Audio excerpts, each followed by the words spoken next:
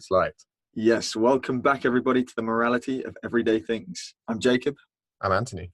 And on this podcast, we look at the kind of moral questions you might ask in your everyday lives, such as when is lockdown justified, especially topical recently, Ooh. or in today's episode, are you a bad person if you work at Facebook? Worth saying, we're longtime friends. We studied together, studied a mix of philosophy, economics, business at Oxford University. You're welcome that I cut that intro a little shorter. I've listened to too many podcasts recently where they really self-indulge and talk about themselves. So this is all of the talking about ourselves that we'll do. So in this podcast, our aim isn't to tell you what to think. You know, we're not going to say, we'll tell you what our opinions are, but we won't say that they're the right answers. It's more important to help provide a framework, how to approach these questions of, ethical sorts, and how to draw your own conclusions. How do you break down a question? How do you think about it like a philosopher, or at least an undergrad philosopher? And how do you decide the answer, if there is an answer in your opinion? We've said before, one of the things we care about is nuance. And this is quite a fun question because when I've been asking people this week, everybody quite quickly jumps to either yes or no. You are a bad person, you aren't. And people do seem quite divided on the subject. I think one interesting response I got was, I don't believe in the term bad person.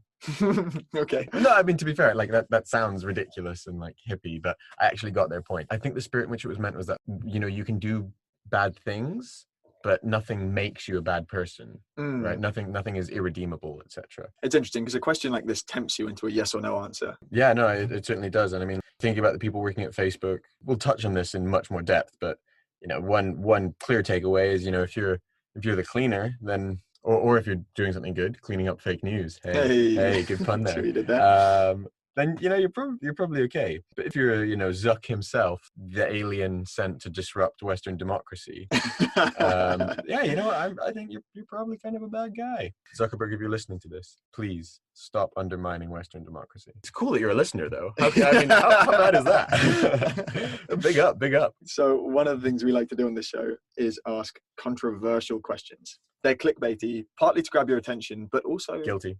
Yeah. But also because this is the way you might tend to phrase questions in your real life. If you know someone who works at things. Exactly. If you know someone who works at Facebook or is applying for a job there, or maybe you yourself are thinking about working there, or you work there, or you actually work there, yeah. You might just wonder, am I a terrible person? Or would this make me a bad person? Yeah, it's like that Mitchell and Webb sketch. If you haven't seen it, it's lost on you. Just type in "Are we the baddies?" or "Are we the bad guys?" I remember when where they look at each other and say, "Hans, are we the baddies? We've got skulls on our helmets." But why skulls? Anyway, that feeling of doubt that you might have when we pose this question and when you try and answer it, that's what we want to zone in on. That's where most of the interesting ethical questions lie, in that kind of gray area. Yeah. I mean, if there's not people who disagree on it, is it worth talking about? Yeah, exactly. Yeah. That's what makes it interesting. Yeah. One thing definitely worth pointing out is that before we just go on saying, oh, Facebook's terrible, clearly Facebook has done a lot of good in the world too. It's not all bad. The mission initially, aside from helping Zuck pick up chicks at Harvard, was to connect the world. And to be fair, they've really succeeded in doing that. They've got like over 20%, 25% of the world's population over 2 billion network, yep. And a ton of bots too. And that has brought people together. And I know that personally, everyone complains about social media, but I've had loads of instances of genuine interactions with social media most days that actually are nice. I'm not a huge user of Instagram, but you see a story update from a friend you haven't spoken to in a while, you see what they're up to, and it's like, oh, it's cool. Nice to see what they're up to. Yeah, there's a lot of positives. I sometimes forget that WhatsApp is a form of social media, but the way it lets you stay in touch with groups of friends, that's fantastic. Brings a lot of joy. And, also, of course, shout out to Rosemary, all the comments on our Facebook stuff. Business podcast. Also, my dad, Clive Daly, also a big fan on Facebook. It's true. Where would we be without our parents supporting our business endeavors and our podcast? Yeah. But it has been rather a long time since we've been seeing positive news stories about Facebook. And to be fair, you're right. Back in the day when it started out, there were some great stories of families reunited. Lately, though, that PR tone has shifted, and Facebook's PR has all been about mitigating disasters like data breaches, fake news, election interference by foreign powers, and it just goes on and on. Obviously all fake news itself, right? Meta. Whoa. But yeah, before we fully launch into that question, that kind of shows there's a bit of nuance to whether Facebook is bad. And also, we should do what all good philosophers do, or all good philosophy students are taught to do, and that's to carefully look at this question and consider what it really means, and think about some of the specific terms, especially because we've taken an everyday question. So first up, what does it mean to be a bad person? what is it to be bad? And what is Facebook? I mean, if you're listening to this, you know what Facebook is. We've even described it a bit. But what we mean by that is, when we ask the question, are you a bad person for working at Facebook? Why is Facebook the one we're mentioning, right? What does Facebook mean there? We're really using it as a topical example of an organization that's, in the common current zeitgeist, seem to be causing harm. And it's true. I mean, we could have picked Google, we could have picked Twitter. Oh, another connotation actually worth pointing out is that the people working there tend to be highly intelligent, very well paid. Mhm. Right? People say like Walmart sucks, but no one is shaming people for working at Walmart. Well, maybe the senior levels, but in the shops and stuff. Or an Amazon warehouse worker, for example. Exactly. Although people are complaining about Amazon, no one's like, oh, why? I can't believe those warehouse workers are there filling boxes. Oh, such terrible people.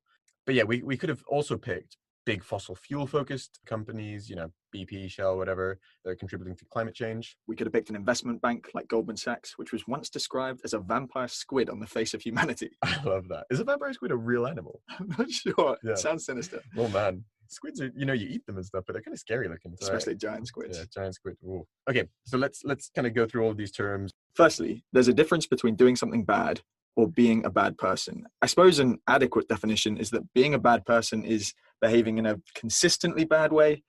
It's a bit open to interpretation here. Like going to work can be very consistent. Yeah, that's pretty consistent.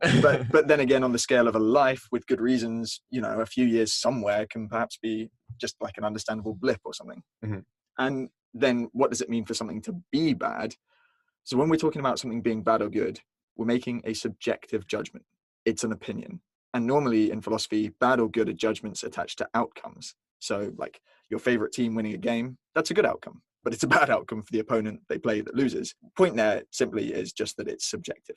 So when we get into the realm of the moral, we tend to frame things in the subtly different right or wrong instead of good or bad. That's not to say that good or bad aren't morally relevant. It depends on how you structure your approach to morality. So if you're, for example, a consequentialist, which is someone who says that the way that you determine the morality of an action is to look at the outcomes, then the goodness or badness of these outcomes determine how moral something is. If your work involves saving lives or offsetting carbon, then those are good outcomes under most normal ways of judging. So you would consider those to be moral work. Importantly, though, some philosophies specifically try to define right and wrong independent of the subjective good and bad.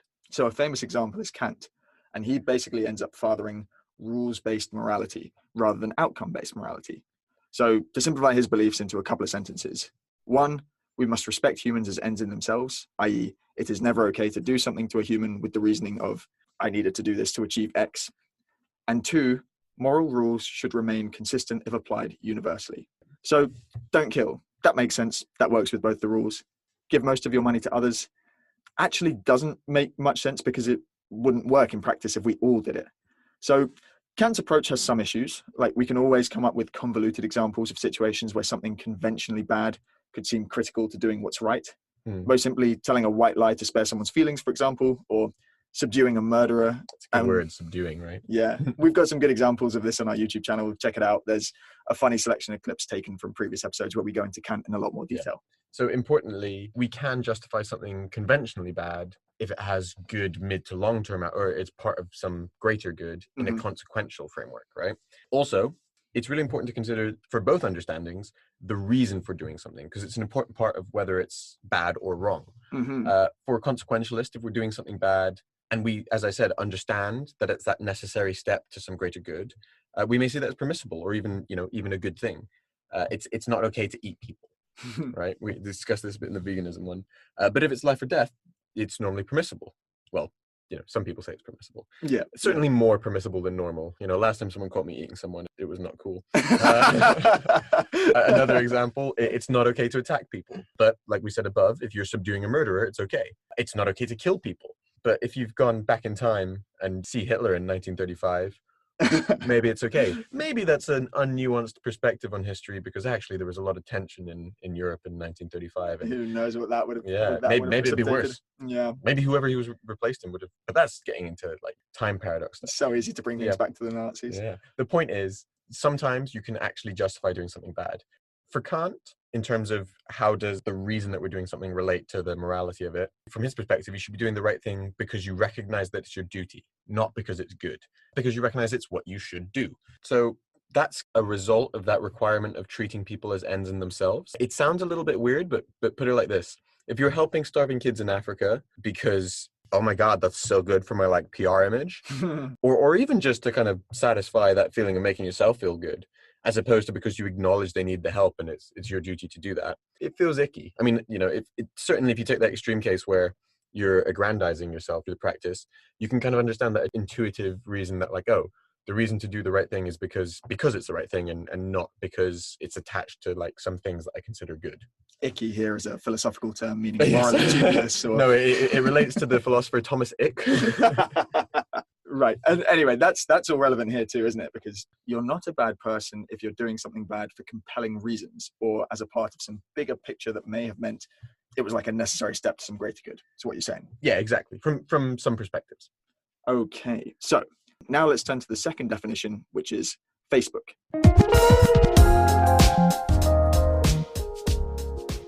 Facebook was an easy and relevant target for this question, given its impact on the 2016 US elections, and hence the role it's playing now in the upcoming 2020 election. Oh, quickly, did you hear that they said, we'll be banning all political ads after this election? The most consequential election pretty much ever. Of all time. So a lot's been written about the negatives of social media, and particularly since that Cambridge Analytica scandal broke in 2018. I guess importantly, it's up for debate whether Facebook is net harmful. So obviously it's done a lot of good, as we mentioned, but it's also facilitated a lot of harm. We'll go into a little bit more detail. It's done harm passively in the case of letting people use and abuse it, and actively in its efforts to addict people, and generally in its policies of putting growth above user experience. I think part of what led us to choosing it was that recent documentary, The Social Dilemma, and that's kind of what has brought us here. What did you make of the show? I think it was interesting. I think it was, as we'll discuss, important that it highlighted that Facebook isn't just a platform where normal discourse is happening. It's a platform that is shaping discourse in a negative way. Mm-hmm. But I think one thing that was really harmful was the way that it kind of used those kind of CGI of like the model of the guy. There were literally three people like, I need to send him an ad because his girlfriend is I don't know, his ex is a boyfriend or whatever. My feeling was the documentary elements where they were interviewing people who'd worked at either Facebook or other platforms like YouTube and been part of the design. That was really interesting. There's stuff I already knew from reading other things, Jaron Lanier, etc. But I thought they did a really good job of packaging that and making it clear what was wrong with Facebook. But the dramatizations were terrible. And it's not just terrible. I think it was kind of almost a little irresponsible, because I can so see so many people having this impression that like there's a dude in Facebook who's assigned to them, who's like watching their every move, or like Dave in Minnesota is probably going to be hungry now, send him an ad for a pizza. And it's like, no, Dave, you're cool, don't worry, man, you're fine. Yeah, there are people who are designing the algorithms to try and promote harmful things, and we'll come to that, but it's not that there's any one person's job to like be inside the platform and be like, okay, let's push this. Yeah. Like, let's dial up advertising here. Yeah, no, it's literally just algorithms that are optimizing to outcomes, right? But that aside, I think the important thing that we took from it is that Facebook has definitely had an impact on politics directly through letting Russian trolls literally pay to like sponsor posts and sway people. But I think, and this is the insidious part that they kind of nudged at, the more concerning thing is the way in which that's actually kind of falling a little bit to the side. The real issue now is a much more intrinsic or like deeply seated threat. And that's how it's become both deeply addicting and deeply polarizing, and how the algorithms are actually incentivized to do that. And it's to Facebook's benefit to make that worse and worse and worse. I recently heard an ex-advisor, I'm going to mess up this name, Yael Einstadt, whatever, not whatever, but you know, however, sorry, that is pronounced, whatever. Oh, she's like, you know, got like a big career and stuff, and she's super important. No, she is genuinely important. Who was she? So she used to, well, she's had like a long history in intelligence, was an advisor to Biden, but relevant to Facebook, was actually for a short period their head of elections integrity, or some convoluted title of that sort. It was a short stint, and she's now a very sharp critic. And she kind of points out in this podcast I was listening to that trolls don't need to create negative content. They just need to make bots that retweet and repost the negative content that already exists. It's crazy, isn't it? And the reason this happens is because of the way the algorithms work. The algorithms are designed to promote content that will engage people. And what psychologists have found is that negative content is far more engaging than positive content. Now, that's not to say that people don't love cute cat videos, etc. Hell yeah, we do. Exactly. Jake's not even much of a cat person. Yeah, cute dog videos, whatever. But it does mean that content like conspiracies or arguments, they naturally hook people's attention and get them spending more time on the site. So why don't they have videos of like, are cats or dogs better? They probably do. Yeah, I almost certainly do. So you can no doubt relate this to your own personal experience. Like, I'm sure everyone has at one point been part of an argument where you keep posting and you want to walk away, but then someone replies and you can't just leave it hanging there forever. So you just keep adding more fuel to the fire, and all the while Zuck is cackling in the background like Dr. Evil. I can't even remember. It's such an old movie. I can't remember. What? He's like very staccato, right? That's as much as you get. I think, as much as we hate to admit it, we've all had that experience, right? Like, an argument on the internet is really enticing and addictive. And it's funny. I often think, like, it's weird that you say things online that you'd never say in real life. You shut up. You can get much ruder, and it's weird because it's still out there forever. You know, an argument kind of, you say something in real life, it fades, it only lives in the memory. But I think the key here is that all of this is by design. It's no accident that Facebook and other social media companies promote this kind of content. Man, I'm really thinking of Twitter. We'll come back to that later, but Twitter is a hellhole, man. And it's not even just that algorithm. It's baked into the way the site works. Like, notifications are designed to trigger that kind of psychological response. And even the choice of the color red is because red demands your attention in a way that other colors don't. They give you that sweet, sweet dopamine hit. Sweet dopamine.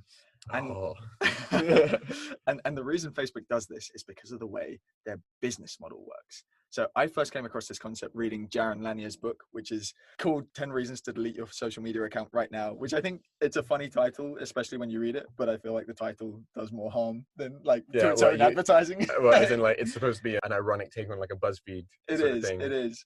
But it just sounds like a BuzzFeed thing. It does, but it's a serious work of philosophy. It's excellent. I'd highly recommend it. The Social Dilemma also, it does a good job of explaining this whole business model thing. So for most of us, we've become so used to services like Facebook and Google being free that we treat them almost like utilities. But we forget that someone has to pay for it, and the people paying are advertisers, which can be anyone from small companies to like mega international corporations. Or foreign countries. Now, these advertisers pump billions of dollars into these platforms because the platforms are just so good at capturing everyone's attention. Well, attention and swaying their opinion, right? And here lies the problem. We think that we're Facebook customers, but we're not. The advertisers are Facebook's customers. That's who they want to make money from. And anyone who runs a business knows that, you know, whoever is paying you is the person you pay the most attention to, right? So Facebook's product exists to serve the advertisers, not to serve us. And this means, for all their talk of connecting the world, the thing they most care about is getting as many people to spend as much time as possible on the site and to be as swayed as possible by the ads, because the more effectively they can sway someone with an ad, the more the advertiser will pay to be there. This also applies to Google, and it would apply to Twitter if they had any meaningful business. It's amazing. They're such a huge platform. The fact that, they're so far and away behind Facebook. Yeah. And you know what? If you're listening to this, it's because of you, Jack Dorsey. So we hold some pretty high estimations of the people who listen to this. It's probably Dave from Minnesota who's actually listening. It probably is. And I mean, they want Dave from Minnesota to see that his ex-girlfriend is in a new relationship, because that's what's going to get him back on the platform, reading about conspiracy theories and clicking on ads. Yes, good. You can see little men in the algorithm. And they're like, turn it up, feed him more ads. So all this talk about the business model isn't to say that the advertisers are evil either. Advertising has been around forever. What's different here is that this is a new playing field. Advertisers on Facebook have way more information about us before they start targeting us, because Facebook lets them segment users so effectively. And there don't seem to be regulations controlling what kind of campaigns people are allowed to run. Like, take, for example, TV advertising to kids. Regulation has essentially protected that space, ensuring that kids aren't exposed to harmful content. But no such protections exist on Facebook. I mean, maybe in the future when you're listening to this, they might, and that's a great thing. But at the time of recording, they don't. And YouTube, actually, it's just as bad. They're under a lot of pressure to clean up their act when it comes to content that kids are seeing. And Facebook's position on all of this is essentially that you're saying, what's the problem? It's the same as other advertisers. We're just a platform. We're just a tool. We're just a medium. No different to advertising in a newspaper. And in fact, I think a lot of people kind of argue along these lines that what they're facilitating is normal advertising and normal public discourse. It's just that the discourse happens to have got very bad. But there are definite subtle differences. Firstly, it heavily shapes our view of the objective world, what ads were shown and what format it is, right? So when I read a left or right-leaning newspaper, yes, maybe they're presenting a biased view. But first of all, everyone who reads that same newspaper reads the same biased view. and is aware, or in context can quite easily be made aware of which way that paper leans and know its bias. But with Facebook, what you're shown instead is a very subversively biased truth. They prey on our attention in a way we may not realize. I think we've all seen some news and felt some kind of internal, like, this is huge. How do more people not know about this and care about this? How do other people not see this? It's because they literally don't. Like, that has been selected as something that you engage with. They're not being shown it. They're being shown whatever makes them feel incensed, engaged with. Before we did this podcast, you mentioned a thought experiment to highlight how the algorithm actually works versus normal discourse. Yes, it's not perfect, but you can kind of think of Facebook as a party planner, right? So if you're planning your own party, big dinner party, whatever, you'd want everyone to have a good time. That's what you want, right? You would purposefully want to balance putting people, near enough with people who have some similar interests, but at the same time, you wouldn't want to like create little siloed groups so that people aren't actually engaging with each other. You'd want your booked entertainment to have decent mass appeal and be relatively like group friendly. Mm-hmm. Now, in contrast, imagine Facebook, who makes their money from attention, not happiness. It's sometimes easier to annoy people to engage them. In fact, you said that according to psychological studies, it's definitely easier to annoy people to get their negative attention. Emotions are more engaging. Suppose they want to make it a party to remember, good or bad. It's ominous. Yeah, I mean, imagine that kind of setup. It doesn't sound like a good setup. They'd book out, for example, a very controversial comedian who they know appeals to some people in the group and would be reviled by the rest. They'd encourage the most outrageous and boisterous people by surrounding them with people who agree with them. It's essentially amplifying the discordant groups intentionally, helping people flock into little siloed enclaves and not be cohesive at a rate that's never been seen before. I suppose in the real world, when you're in a normal mix of party guests, if you start saying something QAnon style crazy, there'd be people to fact check you, or, of course, you'd sort of tentatively broach it like, oh, what do you guys think of QAnon? Everyone would be like, that's crazy. Obviously, the lizard people actually run the world. They'd be like, yeah, cool, just checking. Just checking we're on the same page. They're like, oh, it's just free speech or whatever, but it's some sort of weird, distorted free speech where we're kind of letting both sides kind of fester their arguments separately and then only engage with each other when they've become so incensed and at such a fever pitch that their opinions are way too embedded and they're too angry to reasonably actually discuss anything. And I mean, we're joking about this. Obviously, we're joking about QAnon. We're joking about lizard people. We're not joking about the lizard people. But it's crazy the amount of people who now subscribe to QAnon theories. And I read legitimate people, like people in American government. It's American you're government. There. Where do you think it's happening? And I read apparently even as many as 1 million Americans believe in the lizard people conspiracy. Really? That's amazing. Which is kind of stunning. The thing I find so funny is that, like, with these conspiracy theories, it's not that I don't think for insidious reasons it could happen, but take Trump running America, right? Mm-hmm. If Trump can't run America, do I think that a secret government could be running things effectively and keeping it secret without anyone knowing? Like, no, of course not. It's just too difficult. Do you know how you tell if someone's a lizard person? You just use the secret handshake. Well, I don't know any secret handshake. Oh my God. I was going to say what I read is they only smile with their bottom teeth.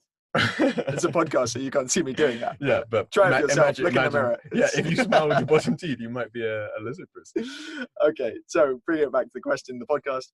A big question we've not got clarity on, because the data is obviously not being released, is whether people are being suggested conspiracy groups or whether they're actively searching for them. Now, it's bad enough that Facebook facilitates these little enclaves where groups of people can exclude dissenting voices and build up arguably harmful conspiracy plots. But if Facebook is literally nudging people into them because they see it gets people engaged, that's like a whole nother level of moral culpability. If someone is suggested by Facebook to join a fringe conspiracy group that they otherwise wouldn't have, and then ends up committing terrorism on that group's behalf, to what extent is that Facebook's fault? You give this example. I think that literally is suggested that it may have happened in the case of Pizzagate. So tell us about Pizzagate. So for those who don't know about Pizzagate, I think it's related to QAnon. I don't know. There's some supposition that there's a pizza restaurant in DC that has a pedophile ring in the basement. Yeah. I mean, the funny thing about that one is that it's so easy to verify it as incorrect. Like, literally just, do you see a bunch of guys with, or I don't want to be sexist, people with young children kind of taking them into a basement there? Like, how do you think that would be missed? QAnon is hard to verify. this specific pizza place has pedophiles in the basement. It's like, anyway. And what's funny is a guy broke into the pizza restaurant with Guns and stuff, guns right? to basically Yeah. raid it and verify this fact. And it's funny that he didn't do like a fact-finding mission before Yeah, this. he could have just turned up without the guns, right? He could have just been like, yeah, had a look about. I think the funny thing is there's a video of the cops stopping him. And like they asked the guy, like, what are you doing? He says, checking if there's a pedophile ring in this pizza shop. And I then think he says, yeah, pedophile ring. yeah, so it's pedophile. And then the people say like, what? And the guy with the camera says, oh God, it's that Pizzagate thing. But yeah, obviously, like we said, there's a huge difference in Facebook's moral culpability. First of all, it's one thing to allow those groups to exist, but if they're nudging people into them, that is that making it their fault that these people are they radicalizing people?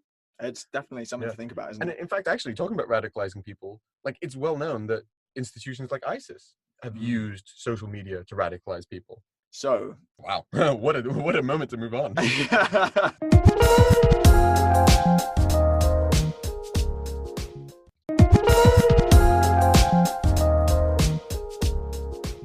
There was a lot of time and focus on Facebook specifically. Like we said, I mean, the overarching argument can apply to any companies that are perceived as harmful, but I mean, this specific part kind of can't. This is Facebook stuff. It applies to Twitter though, right? Yes, but as you said, everyone knows Twitter is a hellhole where rational discussion goes to die. It's kind of interesting how they kind of constrain you to a smaller space, right? Because I think a lot of people would benefit from distilling their arguments into tweets. Einstein once said that if you can't explain something concisely, you didn't understand it well enough. It's the same wisdom that the stripper on Peep Show once told Mark Horrigan. If you can't distill what you're saying into one sentence, then your aims are too diffuse. What was the context of that? He's writing a business plan and he has to get it done With by a the next stripper? morning. No, he's writing it, he has to get it done by the next morning, and all the guys in the business want to go out, so they drag him out and he's sitting there with his laptop at the strip club. She's just giving him business advice. Oh, It's like, my aims are not too diffuse. Okay, so let's kind of move on and we'll look at some of the arguments on both sides now. So, under what circumstances would working at Facebook make you a bad person? I think one thing that is clear, and we kind of alluded to this earlier on, is that if you, by virtue of your seniority or the specific nature of your work, are directly, specifically contributing to the negative elements, or you're one of the few people who legitimately can stop them, yeah, that's pretty bad. That's consistent with having a bad character. To an extent, I can almost find irredeemable. I can't see, for example, a world where what Zuckerberg is doing now makes sense in some sort of longer scale as like a positive thing. Maybe he's like a Dominic Cummings type, like tear it all down. But you know, I don't agree with that perspective. I think it's reckless. If you're literally head of addictive UX, and imagine if that's a real title. I mean, you know what, they're gonna be named something obtuse, but there's gonna be someone whose job is effectively that. I think if that's your job, you don't really have much of a leg to stand on. I mean, okay, God, it always comes back to the Nazis, but if you're just a regular low-level bureaucrat Nazi versus Hitler, or one of the guys who's like really driving the bad stuff and could reasonably stop it, there's definitely a moral difference there. Yeah, you know, we're not saying people who work at Facebook are Nazis. Just to clarify that. We're extrapolating away and dealing with principles and concepts, and Nazis are actually quite convenient because it's an extreme argument that touches on that question of how culpable is a small cog in a big evil machine. And the reason people always refer to Nazis is just because I suppose it simplifies it by giving an example of a big evil machine that everyone just accepts as evil. And, you know, Facebook isn't that. Like we said, Facebook is mixed. If you see Facebook ads saying this podcast sucks, then, you know, Zuck is out to get us and he's on to us. Okay. So I don't think that is too controversial, that view that we just shared. And to be fair, to kind of back that up, I've not got evidence, but I'd say pretty reliably, if you surveyed people who know what Facebook is, asked if they thought Zuckerberg and Sheryl Sandberg weren't great people, maybe specifically were bad people, I think you'd probably get an overwhelming yes. Certainly you'd get that from relevant people. But maybe this kind of severe form of argument impacts so few people that it's not really that interesting or useful, right? Saying Hitler was a bad person is a much less interesting question than asking, is the average Nazi a bad person? Mm-hmm. So what about the regular Joe who writes crappy junior code that makes your like button work, you know, or who does something else entirely? Are they complicit? Importantly, I think Facebook is a similar problem to, but significantly worse than, a big fossil fuel company like BP. Firstly, they seem to have aligned their values and incentives such that, short of changing their business model, they just don't seem to be able to do well without also doing harm. It's growth over everything, and they've gone big on the ads model and limiting no one from using it and getting as much of your attention as possible, good or bad. So being complicit with that just doesn't really have much leg to stand on. Unless big on legs today. Yeah. unless you're sabotaging the company by taking a fat paycheck and drawing down a huge salary for being a terrible employee on purpose. I mean, we've all done that before, right? Mesut Ozil, here's the For those who don't know, he plays football, soccer. He's not great, and he refuses to leave. But yeah, the biggest difference with someone like BP is that Facebook has a choice. They make so much money at such a great operating margin. It could be a reasonable midterm argument for public image and to avoid harsh regulation to just choose not to do some of the crappier things they do. Like, essentially, they could regulate themselves. Also, unlike someone like BP or a gambling company, they can choose their business model much more freely. Imagine if Facebook slowly moved to being a subscription model, and that's something that Jaron Lanier puts forward. It's possible without fundamentally changing the product, whereas a gambling product can't really do that. Yeah, I mean, if you're selling gambling, maybe you can change the form of the gambling, but it's gambling, and gambling's bad, right? Yeah. These guys have explicitly chosen a monetization model, and they've chosen one that promotes negative outcomes. They could change it. And with optionality comes culpability. Yeah, I mean, where there is no choice, there's no moral responsibility, right? Okay, so following that up, if you're a cleaner at Facebook, we'll give you a pass. But I think for the vast majority of people, the big negative mark against you, so on that is a small cog culpable, big negative mark against you is that even if you are a small cog in a big machine, if you're working at Facebook, you almost certainly have extreme optionality. You could be earning maybe similar, maybe more, but definitely good money working at a less morally ambiguous institution. If you're willing to take a big pay cut, you could work at a company that actively does good. If you are one of the people who works in these companies, you basically have the pick. And I mean, to the extent that that's not the case, you're valuing your pay over the benefit of wider society. You know, that's probably what all the people... kind of sounds like a bad person thing, right? Yeah. And that's probably what all the people who said yes when we posed this question and when you first read it. If your instinctive feeling was yes, that's kind of what you're feeling. That to do so, to work at Facebook, is a selfish move. That feels no bueno to me. That means not good in Spanish. You know, I've been learning Spanish recently. I've been saying mucho to my Spanish friends. It means a lot. It means a lot to them. Oh, it does. I missed that part. Damn it. Anyway, I mean, for those who listen to our vegetarian veganism episode, or is it immoral to eat meat? I think basically on that point of, you know, it's a selfish move to make the money. It's a bit annoying, essentially, that there's this pressure on us as, in this case, we're not consumers, but citizens, members of the employment market.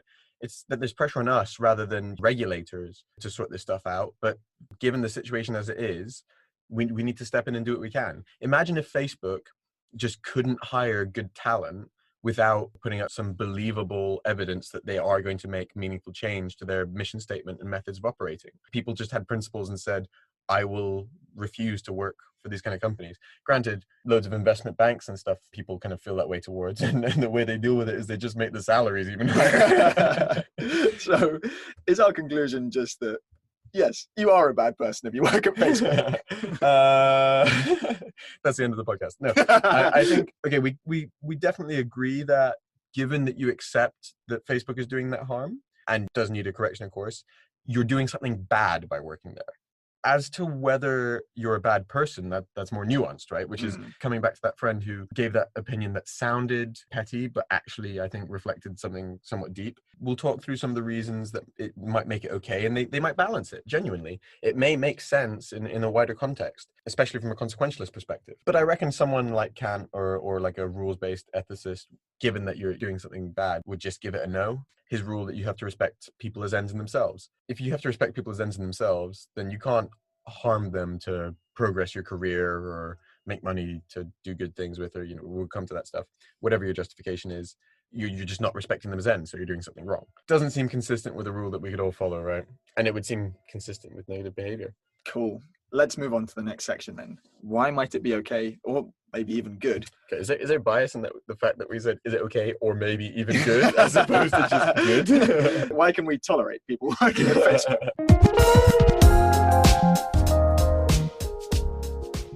When I was asking people this, it was interesting because a lot of people just kind of intuitively feel the way that we just described, like Facebook is bad, and assuming you have some kind of choice over where you work. choosing to work somewhere that is now so widely known to have harmful effects on society, you are by extension doing a bad thing. Ergo, you're a bad person. That bit's more nuanced, as mentioned. It's true, but some people did say the opposite, right? Right. Some people answered no, and almost without hesitation. They had a few reasons, and we'll go through all of those now. First, a job is just a job. That's kind of the essence of the first argument. You work there, you get paid. The decisions taken by your employer are their responsibility. You're just there to carry it out. Second argument is necessity. So let's say you don't have a whole lot of choice about where to work because job market is tight or whatever the situation is. If you don't have that much choice and you end up in a job there, that potentially absolves you of some blame. But personally, I think that's a bit weak for some of the reasons that we've discussed. Yeah, it's just factually not correct, right? Yeah, if you're working at Facebook, as we said, you're probably talented. You can do good things. Thirdly, another reason, it could depend on the kind of work that you're doing. This is a big one. A bit like we said, if you're doing something good within the company, i.e. you're there to fight fake news, then is it bad to work there? If you're doing a good thing, provided you're actually trying, and fighting fake news doesn't mean promoting. Yeah. And then I guess the fourth one would be that consequential argument that we said, where it could be some sort of necessary step to doing further good. We'll come to that one in a second. But on that third point you mentioned, depends on if the work you're doing is good. There's a bit of a conflict of interest there, right? Like fake news is good for the platform. So if you're there to fight it, it's unlikely that you're going to be around for long, right? And that's factually what's actually been the case. Zuck and Cheryl are going to give you not many resources or airtime. I think that's part of the reason so many people leave. The example I keep referring to, that Yael Ainstat, Reed Hastings was on the board. Yeah. Several other high-profile board members basically are like, okay, they're not going to do the right things, and I don't want to be culpable, so I'm leaving. They recognize that they're complicit, right? Yeah. A couple more small reasons. One, you may hold different values or viewpoints. So you may somehow form the opinion that Facebook is not net negative. You may somehow, that's very judgy. But to be fair, you may view Facebook specifically as having the potential to do more good than harm, and that the good is the part that's worth focusing on while minimizing the harm. So connecting the world, as per Zuck's founding vision, that's a worthwhile endeavor. And maybe you believe that you can change the company from the inside. I mean, there's not a lot to commend that. Just look at Tristan. Tristan is the ginger guy from that Social Dilemma. Yeah. At some point, it's clarified. You see the name, and you're like, oh, Tristan. And he's like, no, Tristan. Which I thought was amusing. Tristan, yeah. It's very memorable then. Yeah. I'm going to be Anthony from now on so that everyone knows. I think on this point, it's interesting to point out, I recently read an article where it's like, study finds that chief diversity officers don't impact diversity. You have to bear in mind, like, I don't want to say that anyone who has that opinion is naive, because there could be legitimate reasons why, you are the person who could make a difference. You're talking about changing an organization from the inside, yeah. But I think facts, these companies have a history of giving someone a title, telling everyone externally, look, we're doing something about it, but then that person is not equipped to do anything about it, and eventually chooses to move on, but people have been placated by the fact that they hired someone with that obsequious title. Interesting. And here's another thing to think about. You may think that it's the government's responsibility to regulate if companies are doing bad things. So as long as it's not illegal to work at Facebook, you're not doing anything wrong. So basically good and bad is synonymous with what's legal or illegal. I feel like that's similar to that first line argument where I'm just a worker, so I'm not morally responsible. I feel like it's a pretty lazy way of approaching morality. It's not legal, therefore it's okay. That's the same reasoning that justifies tax evasion and makes people like Mr. Trump very, very smart for not paying tax, which I don't think is correct. According to his records, he's just a really bad businessman. It's a relevant point to all tech firms, though. I mean, he's looking at Amazon, Google, everyone else that evades tax. A big part of that net negative, that they do a really good job of not paying tax.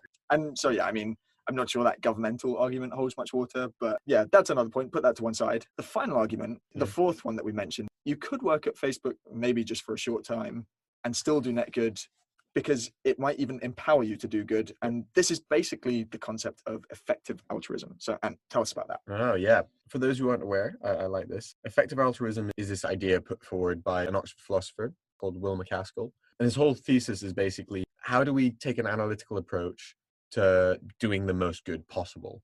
And we're going to be altruistic. Let's quantify it and find the way that actually maximizes that output. And he basically applies this to smart graduates, and he posits this surprising conclusion, which is that if you really care about doing good and you're smart, go and become an investment banker. Why?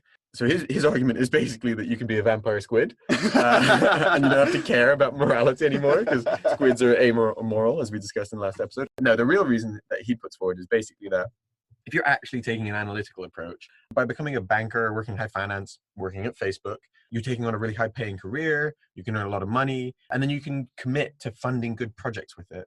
You could also build authority, credibility, which can be used later in your career to do that. And that's something that you may just not be able to do if you go into charity work, for example. This is the 80,000 hours idea, right? Yes. So he basically says 80,000 hours is the average length of a person's career. So you can either spend 80,000 hours working on projects that do good, or you can spend them making a lot of cash, building a lot of power, and then using that to support loads of these projects. I guess to a extreme, it's basically the argument that the lifetime charity worker does less good than Bill Gates. Yeah. And I mean, you can see that, right? I love the idea of effective altruism. I think all charitable projects and social enterprises should quantify their impact. We should be analytical about it. We should be very targeted about where to focus our attention. Will MacAskill has this TED talk, and I remember he gives this really striking example. He talks about animal welfare, and he points out that billions of animals are kept in shocking conditions in battery farms versus only a few million that are kept in rescue shelters. But if you look at the disparity between the donations received by rescue shelters versus those received by people promoting animal welfare in battery farms, it's way off. Like, way more money goes to the rescue shelters, even though that's where far fewer of the animals exist. Yeah. So it's actually just not efficient if you're trying to maximize your output. And that's his point, is that if you look at problems in this way, maximizing output, it starts to change your approach. And I just think that makes a lot of sense. It's very Kantian, right? It's that you should acknowledge your duty and do what's most effective as opposed to do what's most gratifying. It's true. I struggle a little bit with the banking conclusion, but that's just because I feel like it's a shame for smart people not to dedicate their direct time, like 80,000 hours. That's plenty of time to do a lot of good. And the charity sector is one that could always benefit from bright ideas and talent and innovation. Anyway, we've gone to a ton of detail there, but if you apply this to the Facebook question, basically you're arguing that working at Facebook in any of its well-paying roles is analogous, right? If you do good with your money outside, you could actually be net good overall. And beyond the money, there's other benefits that you can use to do net good. So it's meeting people, it's credibility. If it's a short necessary evil, it can maybe still net okay. If you work at Goldman Sachs, but you only do it for a few years to make some savings and build some cred to then launch your hemp t-shirt business or whatever it is that you do that's super cool. Is a hemp t-shirt business super altruistic? I don't know, man. I something actually good. Maybe that actually nets out okay. So the cash donation point, that raises an interesting kind of side question. Maybe we'll assume that investment bankers don't hurt society, but what if Facebook is hurting society? Can you offset badness? Can you spend your career working to get people hooked on their smartphones, but then donate a lot of your earnings to climate change relief and still come out net good? So I guess the difficulty there is this is kind of that consequentialist argument of, could you torture someone for the greater good? Or could you have a small class of slaves if it meant that everyone else had a better life? There's obviously some extreme where I start to step into realms where people intuitively are just like, this is just too bad, even though it's only affecting a few people and helps everyone else. It's ironic because this is the other way around, isn't it? It's like it's a few people affecting everybody. Yeah. So, some people might say no, or at least they might say no, it's not possible to offset that badness. Or at least they'd say that it's kind of an inconsistent view. But, life is complex. It's hard to quantify that goodness and badness unless you're applying it specifically to carbon. More on that later. And so it's better to care and do some good, right? Incremental change is better than no change. In theory, it's possible, is basically what I'm saying. But if making more money is only a percentage outcome of doing more harm through Facebook, then I don't really see how it could add up. Okay, quick final question from a friend. If working at Facebook makes you bad, or say for the sake of argument it does using Facebook make you culpable? So interesting. And I guess maybe a little bit if you are starting QAnon groups and stuff. Yeah, probably. But, we gave the example of Goldman Sachs, vampire squid people, whatever noise they make. It's lizards. It's lizards. Oh my God. Have you ever watched a Goldman person smile? But yeah, okay, if I say Goldman is so bad, should I invest in their funds? Probably not. But I also, conversely, I don't say that heroin users are bad people. I think they're victims. So I think the fundamental difference there is choice and optionality, right? And coercion. Can we reasonably live a modern life without accessing social media? And if we're saying this stuff is designed to be addictive, does that really make it fair to then say people are culpable for using it? Basically, in the analogy, it does seem closer to the heroin user than being an investor in a Goldman's fund. Yeah. You kind of don't have a choice. You need to use social media to function in modern society. And it's designed to be addicting. And where there's no choice, there's no moral judgment. For example, when someone is deemed as insane, it could be a reason to literally not be found guilty of something, right? Mm-hmm. An extreme, but you have some choice. So I think to summarize that, I don't think blame lies with the users. It's funny that you say users, because that's my favorite quote from The Social Dilemma. There are only two industries in the world that refer to their customers as users. One is big tech, The other is drug dealers. Yeah, it's funny that I was saying that they're more like heroin users than Goldman investors. Yeah, it's fitting, isn't it? Yeah. Okay, so let's wrap this up. Where do we come down on this, Anthony? I think we both basically ended up agreeing that it's not a good thing. It's a bad thing to work there, but that maybe there's some wiggle room in some circumstances and we could find it to be justified.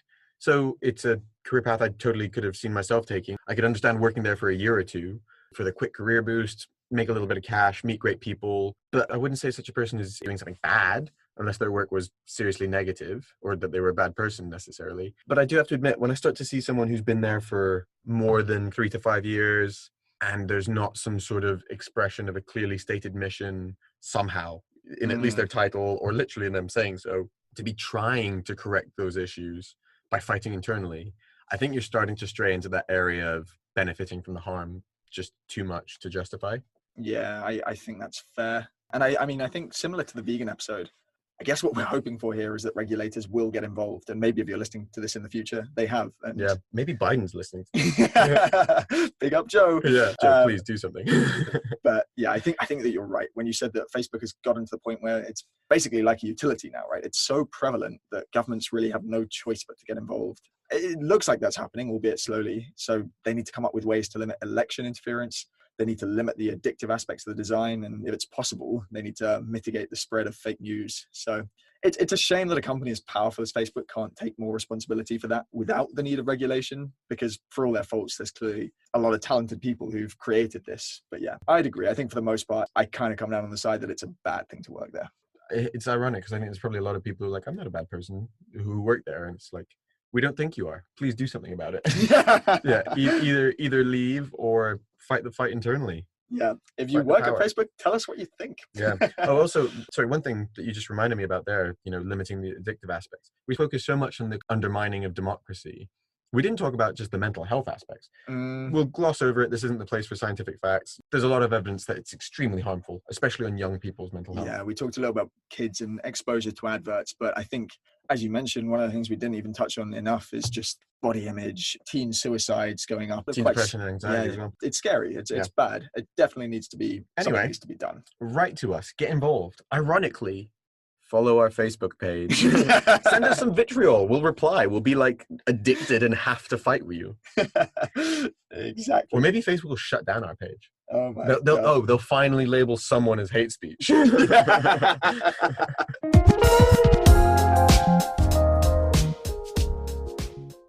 All right. Well, that was a good fun episode. I enjoyed that. Yeah. Let's make some time quickly for some listener comments. Okay. We got a lot of response on Reddit particularly, but we saw a lot of people commenting on the morality of eating meat. A lot of people basically were pro the reducing meat consumption argument, mostly for environmental reasons. But my favorite argument is the following. So I'm not vegetarian, but I'm seriously considering it. And it all comes down to my stupid brain repeating cow Tao. I'm Buddhist, but I've been thinking about how Tao fits into my views and kind of hit a snafu. Okay, so I don't know what snafu is.